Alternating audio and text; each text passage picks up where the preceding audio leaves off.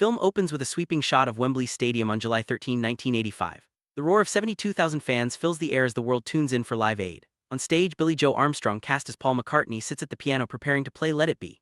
Suddenly, a technical glitch silences the speakers, and the crowd begins to sing along, supporting Paul in a moment of pure unity.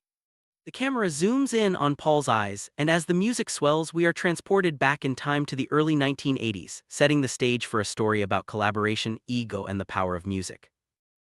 As the flashback begins, we find ourselves in a bustling recording studio in Los Angeles. The early 1980s music scene is alive with creativity and competition. Here, Paul McCartney meets Michael Jackson for the first time, and the two icons immediately sense both camaraderie and rivalry. The air is thick with anticipation as they prepare to collaborate on what will become one of the decade's most memorable duets.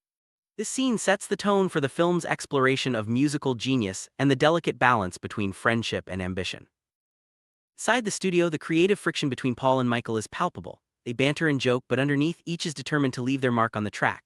Billy Joe Armstrong's Paul brings a playful melodic energy, while Rick Gonzalez's Michael is focused and quietly intense. The session is less about rivalry and more about mutual respect, as both artists push each other to new heights. The iconic song "The Girl Is Mine" becomes a character study in itself, highlighting the unique dynamic between these two legends. Jeremy Pope steps into the role of Stevie Wonder, bringing soulful energy and a sense of purpose to the ensemble. Stevie's presence in the studio is magnetic. He's both a mentor and a peer, inspiring those around him with his passion for music and social justice. The film explores Stevie's advocacy for Martin Luther King Jr. Day and his commitment to using music as a force for change. His influence is felt not just in the studio, but in the broader cultural movements of the time. Gonzalez's portrayal of Prince adds a layer of mystery and intensity to the story. While the other icons gather in Los Angeles, Prince is shown in a parallel storyline, perhaps at Paisley Park or a neon-lit nightclub, crafting his own sound and wrestling with the decision to join the We Are the World session. His absence from the studio becomes a powerful symbol of individuality and artistic integrity, contrasting with the collective spirit of the main ensemble. Ernst Tate commands the screen as Quincy Jones, the legendary producer tasked with bringing together the biggest names in music. Quincy's calm authority and creative vision are essential to the success of the We Are the World project. He's the one who hangs the famous "check your ego at the door" sign, setting the tone for a night where collaboration trumps competition. Tate's performance captures both the pressure and the exhilaration of orchestrating such a historic event. As the stars arrive at A&M Studios, they are greeted by the now legendary sign, "Check your ego at the door." This simple message becomes the film's central motif, reminding each artist that the night is about something bigger than individual fame. The camera lingers on the faces of Stevie, Paul, Michael, and others as they pause, reflect, and step inside, ready to contribute their voices to a cause greater than themselves. Inside the studio, the atmosphere is electric. Legends from every corner of the music world fill the room, each bringing their own style and energy. There's a sense of organized chaos as Quincy Jones directs traffic, ensuring everyone finds their place. The film captures candid moments, nervous laughter, impromptu harmonies, and quiet conversations that reveal the human side of these icons. It's a rare glimpse into the collaborative process behind a cultural milestone. One of the most memorable moments unfolds as Stevie Wonder helps a visibly nervous Bob Dylan find his confidence. Stevie, ever the supportive collaborator, sings Dylan's lines back to him in a playful impression, breaking the tension and reminding everyone that even legends have their insecurities. This scene highlights the generosity and humility that define the We Are the World session, reinforcing the film's message of unity. Film shifts to the iconic "That's What Friends Are" first session, featuring Dionne Warwick, Stevie Wonder, Elton John, and Gladys Knight. The chemistry among the quad is undeniable, and the music that emerges from their collaboration is both joyful and deeply moving. The scene captures the spirit of the 1980s, when superstars came together not just for hits, but for causes that mattered. Their laughter and camaraderie are infectious, offering a glimpse of genuine friendship behind the fame. Brief flashback reveals that Rod Stewart originally recorded "That's What Friends Are" for a movie soundtrack years before the famous version. This nod to music history adds depth to the story, showing how songs evolve and take on new meanings as they pass from one artist to another. The film uses this moment to explore the interconnectedness of the music world and the serendipity that often shapes iconic collaborations. Back in his own world, Prince faces a pivotal choice. Despite being invited, he ultimately decides not to join the We Are the World session, opting instead to send a guitar solo for the B-side. The film portrays this as a moment of quiet rebellion, Prince's way of maintaining his individuality while still contributing to the cause. His absence is felt in the studio, but his spirit lingers, a reminder that true artistry sometimes means standing apart.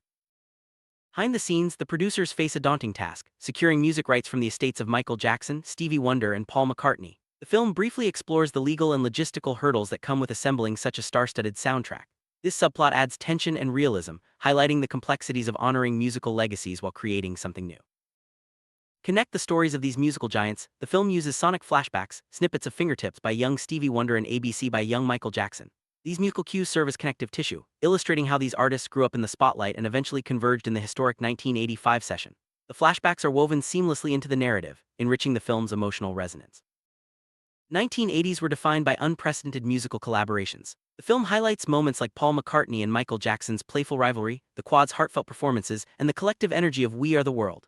These scenes celebrate the era's spirit of unity and creativity, showing how competition gave way to collaboration in pursuit of something greater. Film briefly addresses the skepticism surrounding traditional music biopics. Through dialogue and visual cues, it acknowledges the genre's tendency to follow a predictable arc: rags to riches, downfall, and redemption. Instead, this story chooses to focus on authenticity, using real footage and honest portrayals to break the mold and offer a fresh perspective on musical legends. Key theme emerges: should the story of these icons be told through dramatization or raw documentary footage? The film leans into a hybrid approach, blending scripted scenes with archival material to create an immersive, emotionally honest experience.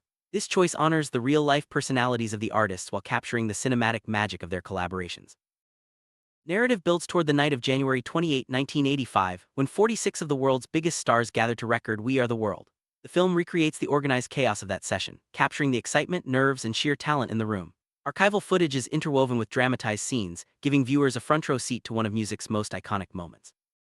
Inside A&M Studios, the energy is palpable. Quincy Jones orchestrates the session with precision, guiding each artist through their lines and harmonies. The film captures the tension and excitement as the group rehearses, makes mistakes, and finally finds their groove. It's a testament to the power of collaboration and the magic that happens when egos are set aside. As the session unfolds, the camera lingers on an empty microphone reserved for Prince, who famously declined to participate in person. This visual motif underscores the film's exploration of individuality versus collective action. Even in his absence, Prince's influence is felt, and the ensemble's determination to succeed is only strengthened. As the night wears on, fatigue and nerves begin to show, tempers flare and egos threaten to disrupt the harmony. Quincy Jones steps in, reminding everyone of the cause they're supporting. His steady leadership and the shared sense of purpose help the group refocus, turning potential conflict into creative fuel. Turning to the earlier flashback, the film delves deeper into the recording of "The Girl Is Mine." The playful rivalry between Paul and Michael is juxtaposed with their genuine admiration for each other. The scene is both lighthearted and poignant, revealing the complexities of artistic collaboration and the fine line between competition and friendship. Film touches on the real-life tension that arose when Michael Jackson acquired the publishing rights to the Beatles' catalog. This subplot adds depth to the Paul-Michael dynamic, showing how business decisions can strain even the strongest creative partnerships. The scene is handled with nuance, focusing on the emotional impact rather than sensationalism. In a parallel storyline, Rick Gonzalez's Prince is shown watching news coverage of the "We Are the World" session from afar. The film leaves his motivations ambiguous. Was it pride, principle, or something else that kept him away? This ambiguity adds to Prince's mystique and reinforces the theme that not every legend fits neatly into the collective narrative. While the focus remains on the main icons, the film acknowledges Lionel Richie's crucial role as a diplomat and curator of "We Are the World." His ability to bridge personalities and keep the session on track is highlighted in a series of quick, heartfelt interactions. Richie's presence adds warmth and humor, balancing the intensity of the other stars. As the group rehearses, the music begins to take on a life of its own. Voices blend, harmonies soar, and the barriers between genres and egos dissolve. The film uses this moment to celebrate the unifying power of music, showing how a shared goal can bring even the most unlikely collaborators together. With the clock ticking, the ensemble gathers for one last rehearsal. The tension is palpable, but so is the sense of anticipation. Quincy Jones gives a final pep talk, reminding everyone of the stakes. The camera captures close-ups of each artist, their faces a mix of nerves and determination. It's a moment of collective vulnerability and strength.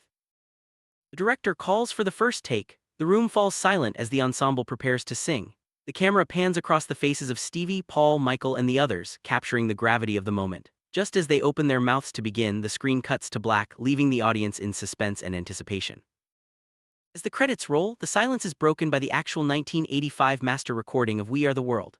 Archival footage of the real artists fills the screen, reminding viewers of the true impact of that historic night. The film ends on a note of celebration and gratitude, honoring the legacy of those who came together for a cause greater than themselves. The film circles back to Wembley Stadium, highlighting the global impact of Live Aid. Over 1 billion viewers watched as music became a force for change, raising millions for famine relief. The scene underscores the power of collective action and the enduring influence of the artists who participated. A montage highlights Stevie Wonder's activism, particularly his campaign to make Martin Luther King Jr. Day a federal holiday. The film uses real footage and dramatized scenes to show how Stevie leveraged his fame for social change, inspiring others to use their voices for good. Narrative briefly shifts to Stevie Wonder's recent move to Ghana and his involvement in the film project In Search of a Blessed Life. This subplot explores his search for African roots and spiritual fulfillment, contrasting with the fame-driven world of Hollywood. It's a reminder that true legacy is about more than awards and accolades. Film nods to the unproduced Barry Jenkins script, which imagined Stevie Wonder time-traveling via synthesizer. This surrealist concept is briefly explored in a dreamlike sequence, illustrating the creative risks that sometimes never make it to the screen. It's a playful homage to the endless possibilities of storytelling. The film explores the idea of a multiple bio-A story, not just about one artist, but about the collective energy of an era. By focusing on the ensemble rather than a single protagonist, the narrative captures the magic of collaboration and the unique spirit of the 1980s music scene. Film doesn't shy away from real-life controversies, such as Stevie Wonder's initial hesitation to participate in Live Aid due to the lack of African-American artists on the bill. This moment is handled with sensitivity, highlighting the ongoing challenges of representation and inclusion in the music industry. While the film's main events unfold in London and Los Angeles, it acknowledges the U.S. finale at JFK Stadium, where We Are the World closed Live Aid. This scene serves as a reminder of the global reach and impact of the project, uniting audiences across continents. Throughout the film, music is portrayed as a unifying force that transcends boundaries. Whether it's the anthemic chorus of We Are the World or the intimate harmonies of a studio session, the power of song is celebrated as a catalyst for change and connection. The film takes time to show the human side of its legendary cast. Moments of vulnerability, humor, and doubt are woven throughout, reminding viewers that even the greatest artists are, at their core, people striving to make a difference. These glimpses of authenticity deepen the audience's connection to the story. The narrative acknowledges the role of the audience both in the stadium and at home. Their energy and support are integral to the success of Live Aid and We Are the World. The film uses crowd shots and reaction shots to convey the collective joy and hope inspired by these musical events. In the aftermath of the historic session, the film shows the ripple effects of We Are the World. News reports, interviews, and personal reflections highlight the song's impact on famine relief and its enduring legacy in popular culture. The artists reflect on what they achieved together, and the world takes notice.